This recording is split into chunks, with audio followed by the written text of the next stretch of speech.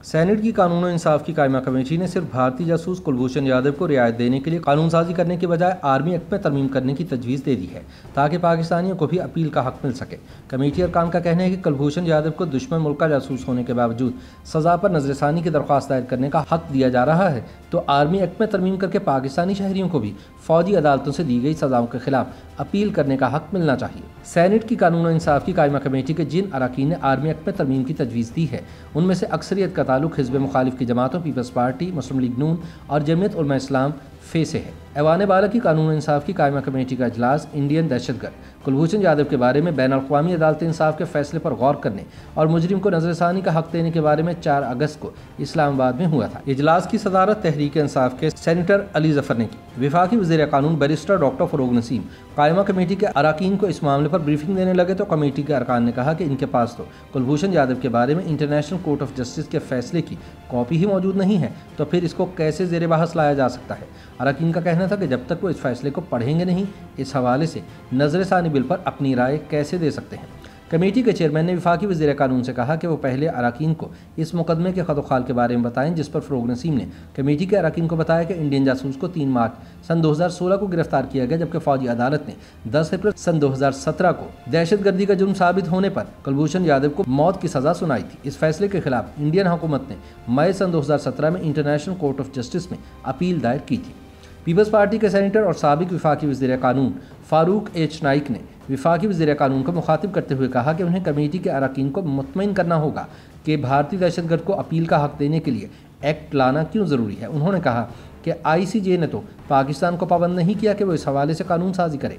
Farooq H Naik का कहना था कि अगर ICJ के फैसले में कानून साजी के बारे में कहा गया है तो फिर ज़रूर कानून साजी करें। मुस्लिम लीग नून के सेनेटर आज़म नज़ीर तारड़ ने कहा कि अगर कानून साजी करनी है तो सबके लिए क्यों नहीं।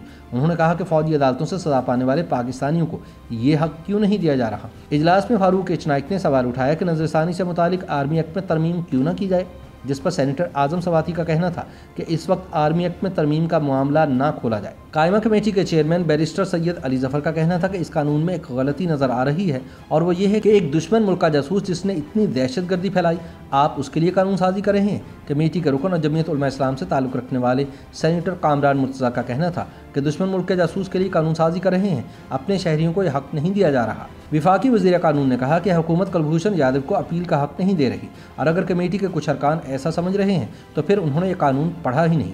जिस पर कामरान मुर्तज़ा ने कहा कि हुकूमत मुजरिम को फौजी अदालत के फैसले के खिलाफ नजरसानी का हक देने की कोशिश कर रही है, इसके लिए चुपके से सदारती ऑर्डिनेंस लाया गया।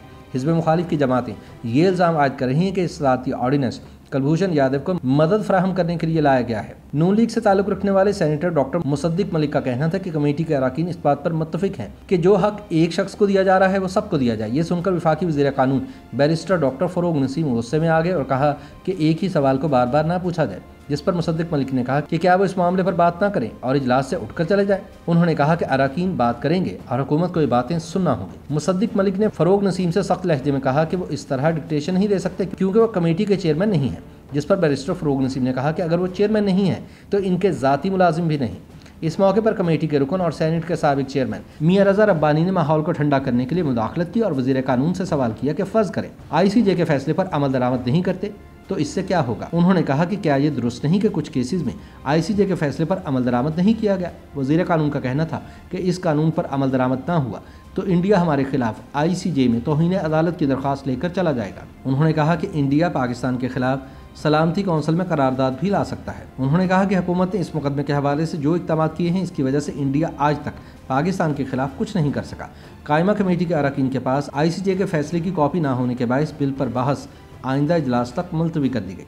वाज़ेह रहे कि मौजूदा हुकूमत ने ICJ के फैसले की रोशनी में इंडियन दहशतगर्द को फौजी अदालत के फैसले के खिलाफ अपील का हक देने के लिए इस्लामाबाद हाई कोर्ट में एक दरख्वास्त भी दायर कर रखी है, जिस पर अदालत ने हुकूमत को इस हवाले से इंडियन हुकूमत को ख़त लिखने और कुलभूषण यादव को वकील की खिदमत हासिल करने के बारे में कहा है। अटॉर्नी जनरल खालिद जावेद खान के मुताबिक इंडियन हुकूमत इस मुकदमे की पैरवी के लिए इंडियन वकील को अदालत में पेश करने पर बज़िद है। ताहम अटॉर्नी जनरल के मुताबिक पाकिस्तानी कानून में ऐसा करने की गुंजाइश नहीं है। YouTube पर गूगली न्यूज देखने के लिए youtube.com की सर्च बार में गूगली न्यूज टीवी टाइप करें। गूगली न्यूज के पेज पर सुर्ख रंग के सब्सक्रिप्शन वाले बटन पर क्लिक करना ना भूलिए। YouTube पेज पर अपलोड होने वाली वीडियोस से बाखबर रहने के लिए बेल आइकन पर क्लिक कीजिए। आपको हर नई वीडियो के बारे में नोटिफिकेशन मौसूल हो जाएगा।